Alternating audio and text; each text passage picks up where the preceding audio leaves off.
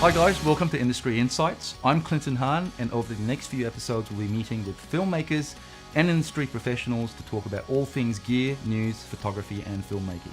This episode we'll travel to Newcastle, 2 hours north of Sydney, to meet Shane Burrell, the owner of Final Post. Now, Final Post is a cutting-edge facility which I think is one of the largest suites in the Southern Hemisphere. They specialise in colour finishing, post-production and service clients from Brisbane, Melbourne, Sydney, Perth and across the Asia Pacific. I was lucky enough to work with Shane on a feature film I recently shot called Pop-Up, which will be released in September. We also caught up with Simon Walker, an Adobe Master Trainer and a G Technology Ambassador on his recent trip here to Australia. So let's check it out.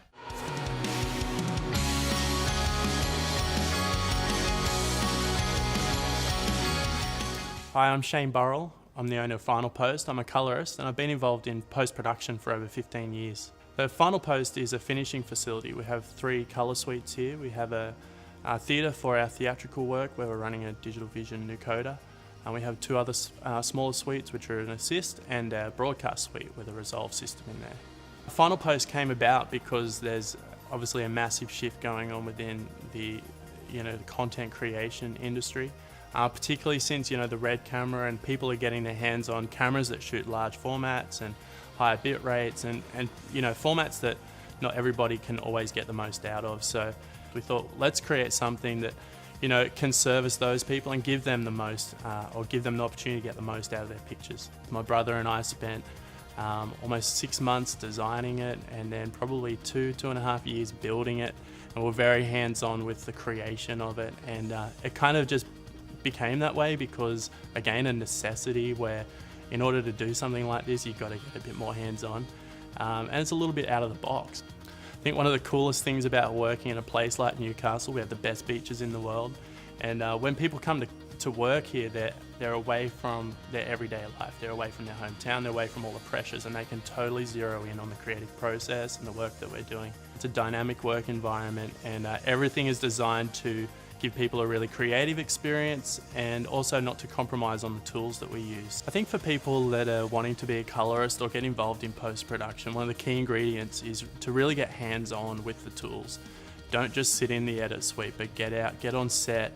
As a colorist, get familiar with cameras, get familiar with the way that light actually works, the way that different lenses affect, and understand so that stuff outside of the room.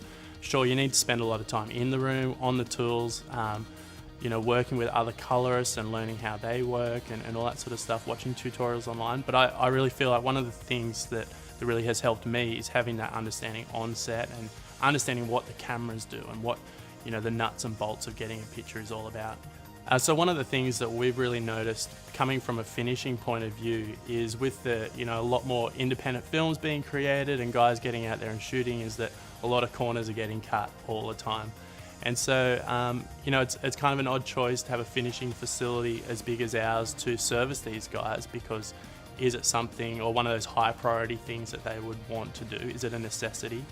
And it's knowing which corners are the right ones to cut and which ones you can cut that doesn't compromise the finished product that you're trying to create.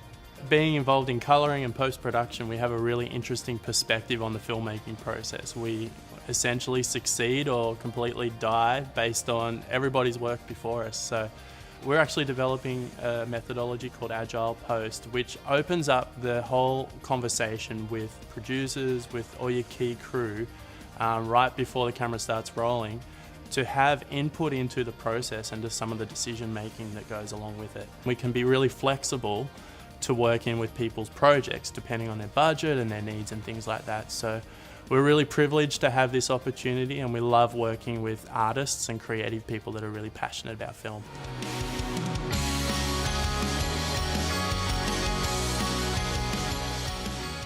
Hey guys, I'm Clinton Harn. This is Simon Walker. Hey, we're 2 GT ambassadors, and just so happened that we're in the same country at the same time. yeah, we're in Sydney. This is the first time I've been in Sydney, so Yeah. the first time in Australia. Yeah. So let's talk about our drives. I mean, what do you use on your current setups at the moment? Well, I'm so on the road so much that I tend to use the ones at these size. I mean, this is that's the G drive with Thunderbolt. Yeah. And also use the EV series. But the reason, what I wanted to do was to give a little tip. is that the fact that this one, and we have ejected this safely, so I can do this. You can pull it out. Yeah. This uses Thunderbolt. So when I'm on the road using these things, you've only got so many ports on your laptop. So you've got a USB 3 on this side, and you've got a USB 3 on this side, and suddenly you run out of power. And so you don't always have the chance to be able to plug into power. And also if you buy a USB 3 adapter, you can't plug too many drives in because they require a certain amount of power. So the reason I use much of these with the Thunderbolt still is that although the SSD is hugely fast in terms of speed via USB 3, it means that I can take all my stuff with me without having to have masses and masses of luggage. So it's that was the real key thing. What's the first thing you think about when filmmaking? You think about, camera setup and everything like that, but if you don't have your stuff backed up, then what's the point? You come back and you realize, I didn't record the right thing, or I didn't back it up, or I lost my bag, that sort of thing. So it's so important to have those, and I'm a bit of a backup freak. So I back everything up on the drives, and I have duplicates, and I use this amazing program called Super Duper by Shirt Pocket. It costs $23 or something. Right. And then it means that it can do a smart backup of 2 drives and your main drive like this. So when you're doing a presentation, I always have duplicates on the presentation on multiple drives, so that if there's a problem with the computer, I can just plug it into a different computer and just carry on. So the audience doesn't have to wait. So it's just one of those things that is just natural, but it's so easy when you are able to be able to rely on your drive. It's going to work. Absolutely. I really have to also give some of their G-Rate mini drives a plug as well as their G mini drives, because they still utilize Firewire technology, which is fine, because what I can do in this case, like I said, on an older Mac model that I have, there's Thunderbolt ports and there's also USB, but there's also Firewire, which means then I can hook up Firewire and Thunderbolt and have multiple, or if not more, drives. On absolutely. The lap, I've been in that situation before. When you turn up, you've got to use somebody else's machine, and it's like, oh, here's your Firewire cable. Oh, okay. I've brought my Thunderbolt. But I've also got my adapter, so then here we go. So it's still good that the G technology is still making drives that cater to that technology as well. Great. Okay, cool.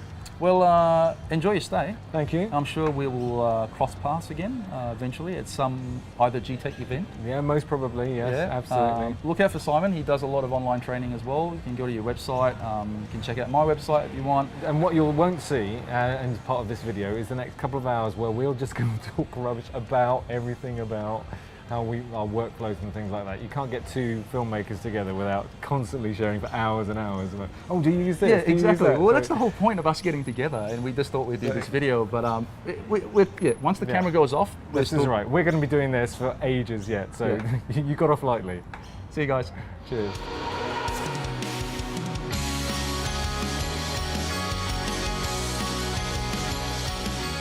Hi guys, so we're back here at Final Post, and I'm here with Shane, obviously. Thank you so much for that interview. That was amazing, actually, really insightful. So, but now let's move on to essentially what's in your data wrangling kit. It's fascinating when I talk to people like yourself to see essentially what their workflow is and what sort of kit they carry around with them. So what have you got? Well, I guess one of the things that I mentioned before was just how critical that handover from production to post is. And so, it's not always convenient or available for production to have a full DIT, or with a lot of equipment on set, they can only afford 1 person and some basics. So rather than cutting the wrong corners, this is sort of the minimum kit that we would recommend people take on set, or perhaps you're shooting on locations that are remote or really small and tight, and you can't take a big rolling system on set. So the basic elements are obviously a powerful little computer, such as this little MacBook right here, that has software on it. So we use Yoyoda ID for our copying. It does all our verification and reporting and things like that. So it's a great little program.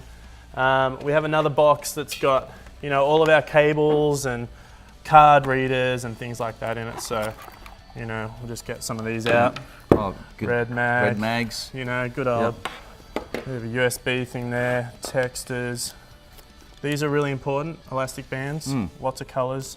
Like a yellow little box of doobie wackies. It's just stuff, You just never know what cable, what card reader you're going to need. Yeah, cool. One of the other really important things is, just like a camera sheet, camera report, is incoming file report, and these paper reports we live and die on, because as much as we love technology and computers, they do fail from time to Absolutely. time. And this is our sort of triplicate check, so that every roll it's been, dumped into the computer, how many files, the size, all that sort of stuff. So Terrific. really critical piece of information. Great. Now, because I'm a colorist, I like to make sure that something like this, a little camera line chart, is somewhere on set. Although it's strictly maybe more of a camera department thing, but I always encourage my cam guys or my camera department to have one of these as well on set. Very useful, actually. Good. Yeah. You got to be proactive sometimes, and it makes your life easier. It does. When I hand over the rushes to you, or once I say sorry, not the rushes, but the edit. That's right. Yep. So that's just something else to think about. And then one of the other really critical parts is obviously your storage, because this is where those precious files are going to end up, right? And you can never take for granted how much value has gone into those pictures. All of the production crew, all the design, everything, all ends up on one of these fellas. One of these things. So I really like these ones. These are waterproof. They're fast, and they're small. So you can take these. We recently did a show that was on a boat, and you don't want your files to end up getting splashed. You're going in and out to the boat on a little dinghy. Yeah. These are really cool. So Awesome. they're fast, they're waterproof, they're super rugged, and that's kind of the essentials of what we recommend. As just for the data wrangling, getting those files secured, which is the first most important step, and then obviously being handed over either to a DIT or a post house to do all the processing for dailies and rushes, and then editorial and the rest of the pathway. So this is it.